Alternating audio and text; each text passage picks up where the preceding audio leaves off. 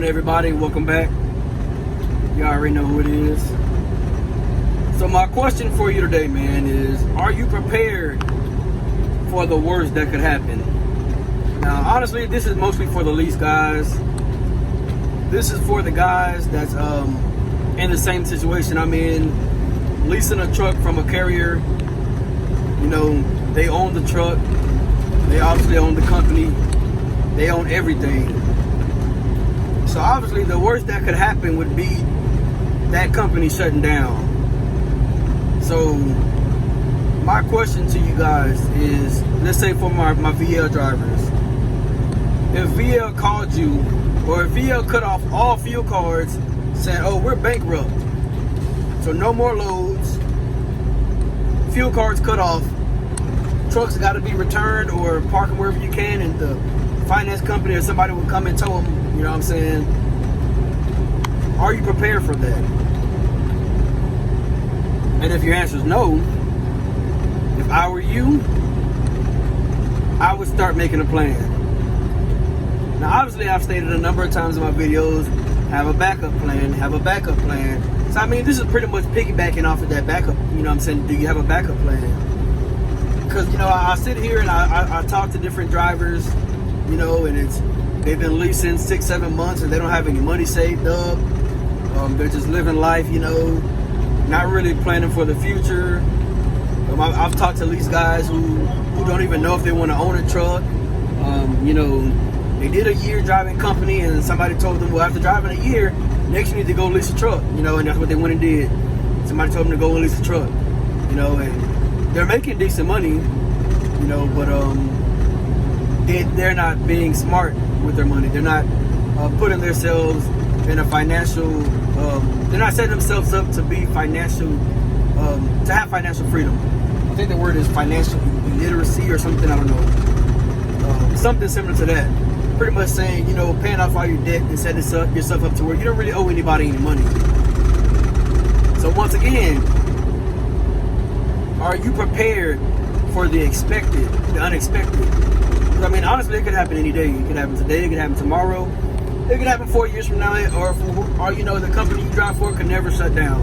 You know, you got companies that's been around for, you know, 50 plus years. You got Schneider, Knight, Swift, Hirschbach, you know what I'm saying, CR England, KLM. You got all these mega carriers that's been around for years. You know, they've set it up to where, you know what I'm saying, they can make it. But you have companies that are like, I call them pop-up shop companies. You know, it's like, they was never really in the new, you know what I'm saying, you never really heard about them. And all of a sudden, somebody goes over there, tell you the good about it, and then now everybody just jumps on board and it's like, oh, hey, I want to go to them. Because once again, like I said, VL's that it company, you know, like everybody wants to come over here. Not say everybody, like everybody named mama want to come over here, but a lot of drivers wanted to come over here and experience. They're making that 3, 4, 5K a week after expenses, you know. And if you watch my pay stub, my paycheck video on the lease side, then you know, I mean, that can happen every week, man. But it comes down to your dispatcher, man. And the second part, you know, here at VL, your dispatcher is pretty much going to make or break your business. And from what I'm starting to see is these dispatchers really aren't listening to the drivers. That's what it comes down to. You got the dispatchers that I'm running you this way. If you don't like it, I don't know what to tell you. Because that's what I'm having an issue with the dispatcher I have now. He's not listening. You know, there is no, you know, I tell him, hey, give me a short run up half a pay period, finish off the pay period, and you offer me a 700-mile run. You know, and then I ask, okay, well, hey, fuck it, give me a long run, and then you offer me a 400-mile run. It does not make sense, man. You're not listening. You know, and if I had to put all my money on this dispatcher to run my business, in my opinion, I would tank. You know, I wouldn't be successful just because of how I run myself. So, trying to give the dispatcher a chance, trying to fill him out. As of right now, I've missed what, a day and a half of making money is how I'm looking at it. Because Monday, the load canceled because it took too long to give me a load. So that right there really had me irritated. And I'm the type of person, man, when I get so irritated, my blood pressure starts going up. I start having headaches. I can't eat. I start throwing up. You know, like that's how serious I take this stuff, man.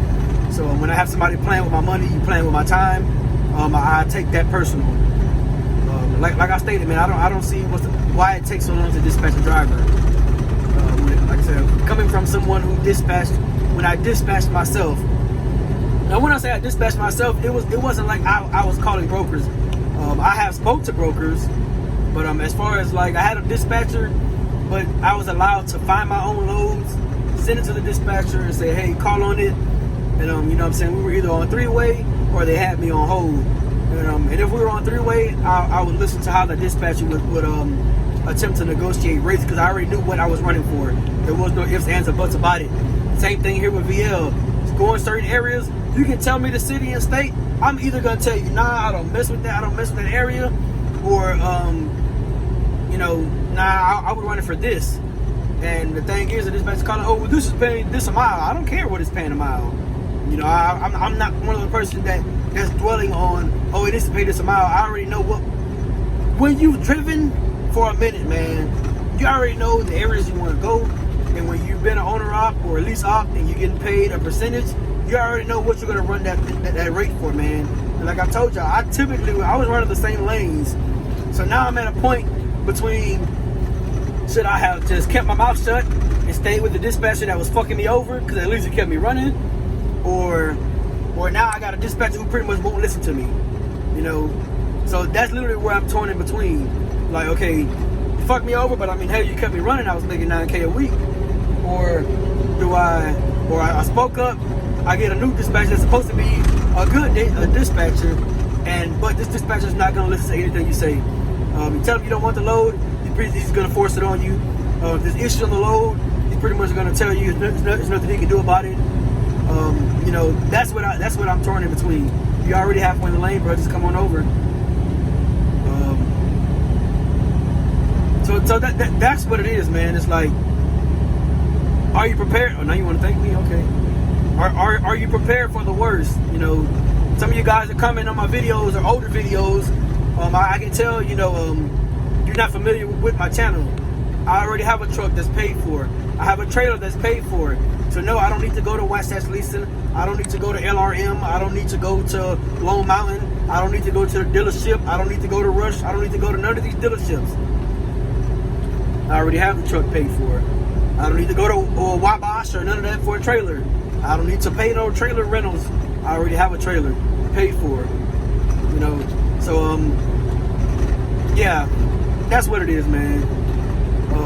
Prepare yourself, make a plan. Once again, holidays are right around the corner.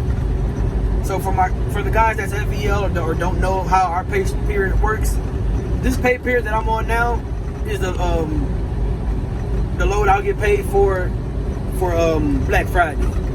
So by the time Black Friday comes, I should already be at home.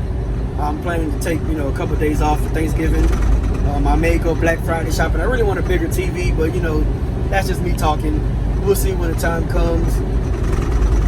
I appreciate you guys for watching. If you haven't done so already, subscribe to the channel, like the video, make a plan, and I'll catch you guys in the next one.